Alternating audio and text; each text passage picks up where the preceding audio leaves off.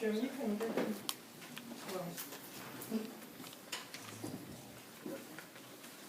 Okay, we're going to prep for panel 2.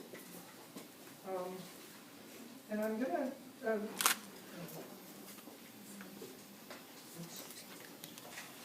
So,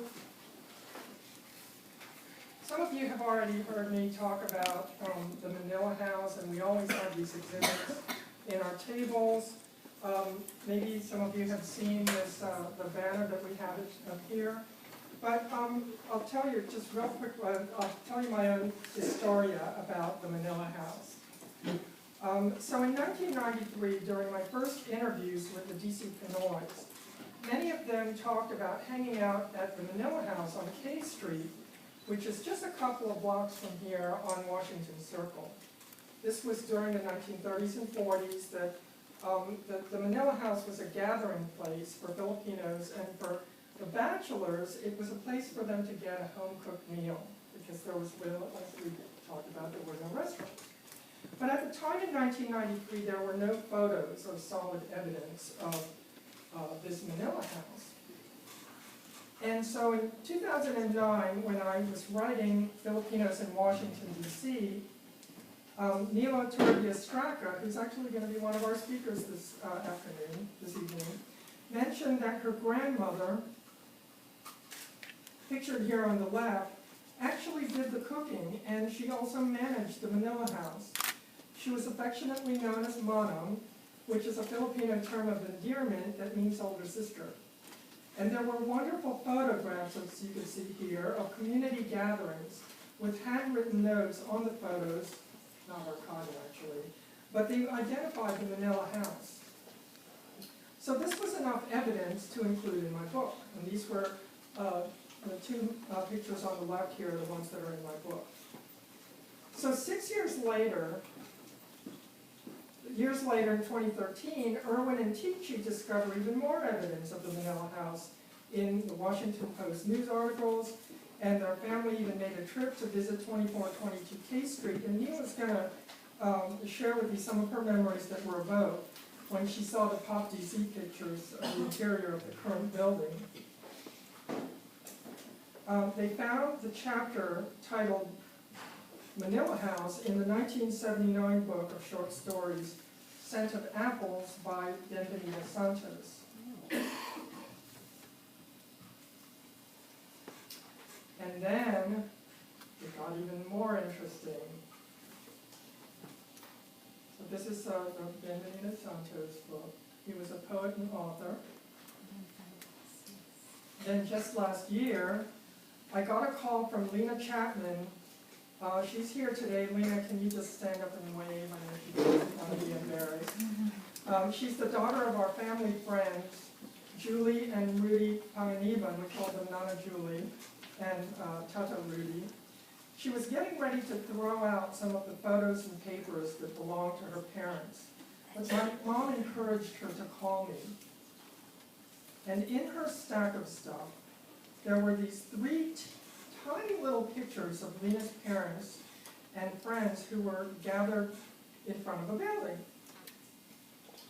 Well, imagine my glee when, upon close inspection of the background, we see that the Manila House is clearly written on the transom of the door, thus providing solid evidence of the Manila House of mid-century. So, Lena, thank you for not throwing those pictures away. We're archivists, thank you. We even checked out on Google Maps view of 2422 K Street. And take a look, after more than 80 years and some renovation, the building still looks the same. See it over there on the right-hand side?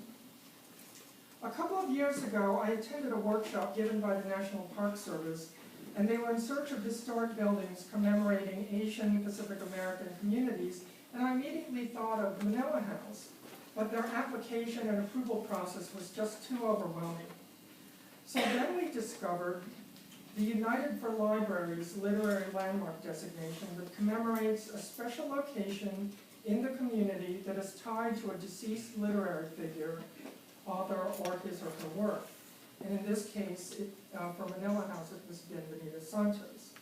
And so earlier this year, we decided that this was a perfect project to undertake, and the plaque was approved.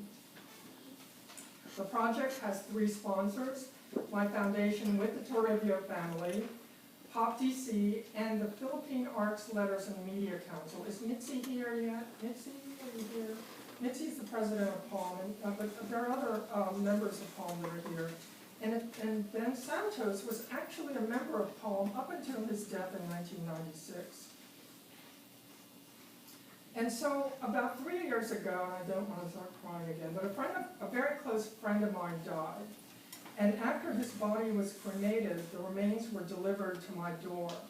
And not having ever gone through this sort of experience before, I remember thinking that the ashes were much heavier than I had expected. Well, our plaque arrived a couple of weeks ago, to my surprise. I thought it would be another 6 months or something. And so when the plaque was delivered to and placed in my hands, I got the same feeling came over me. But in this case, the weight of this bronze plaque encompassed all of the souls who came through the Manila House more than 80 years ago. I do love being an archivist, and I think that the next T-shirt that I have will be Archives Mitzi. This is the only laughing I can get to just not cry. Okay, just Archives Mitzi.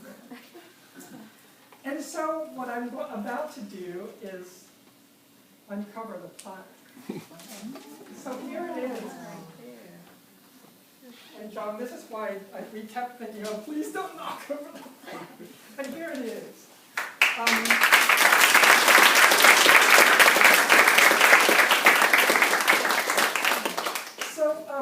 And St. Paul's, I'm sorry, the pastor could not be here with us. He's actually on his way to Israel. But we will have a more formal dedication at the building before the end of the year. So we're so thankful that they're completely supportive of what we were doing. And it will be the first official recognition of a historically significant DC Filipino community that somebody reminded me does not commemorate a war.